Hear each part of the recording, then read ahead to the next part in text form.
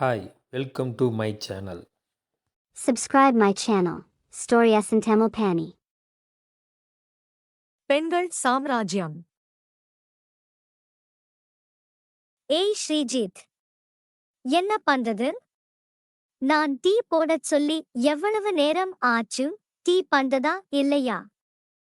ஸ்ரீஜித், நான் கொண்டு வருகிறேன். ஒரு 5 நிமிஷம் இரு. அவன் பால் எடுக்க போன போது அங்கே கூட்டம் அதிகம். அதான் இன்னைக்கு உன் காலை டீ கொஞ்சம் தாமதமாக ஆகுது. சரி, ஒரு காரியம் செய். இன்னைக்கு காலை உணவுக்கு எனக்கு சப்பாத்தி மற்றும் ரொட்டி செய். அல்காக்கு வீட்டு வேலைகள் செய்வது பிடிக்கவில்லை. திருமணத்திற்கு பிறகு அவள் தன் மீது மட்டுமே கவனம் செலுத்தி வந்தாள்.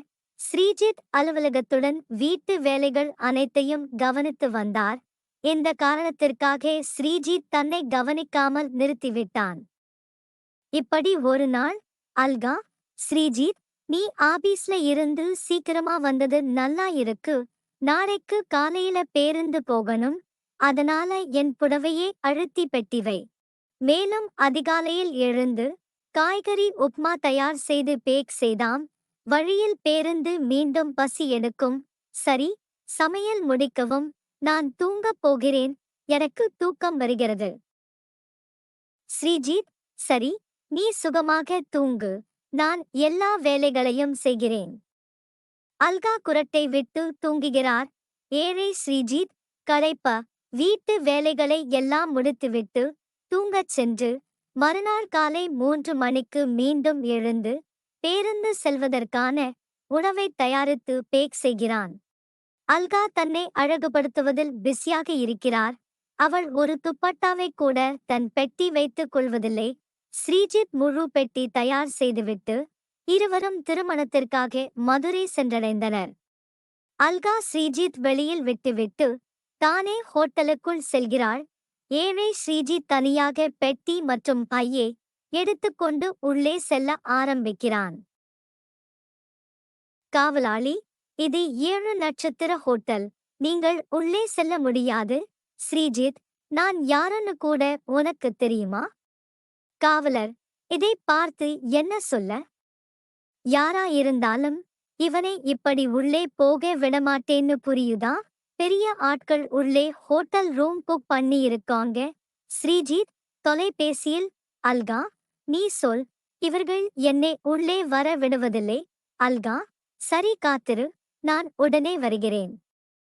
அல்கா காவலரிடம், என்ன நடந்தது? ஏன் அவர்களை உள்ளே வரவிடவில்லை?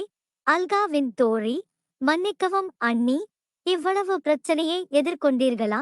காவலர், மன்னிக்கவும் சார், உங்களை அடையாளம் காண முடியவில்லை.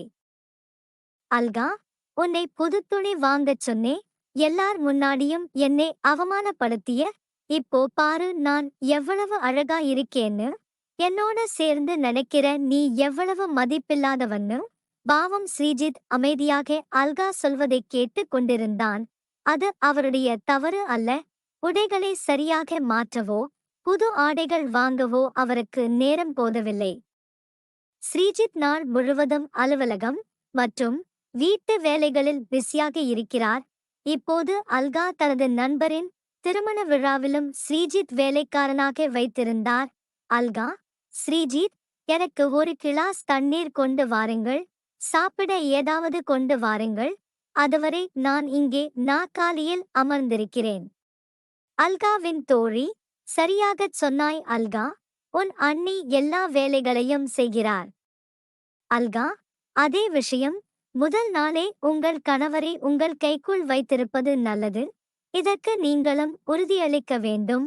திருமணம் ஆனவுடன் நீங்களே வேலை செய்யத் தொடங்காதீர்கள். அதைச் செய்யுங்கள். உங்கள் கணவர். அல்காவின் தோழி, உனக்கு பைத்தியம் பிடிக்கிறதா?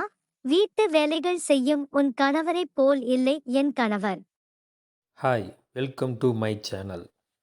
Subscribe my channel, Story S in Tamil Pani.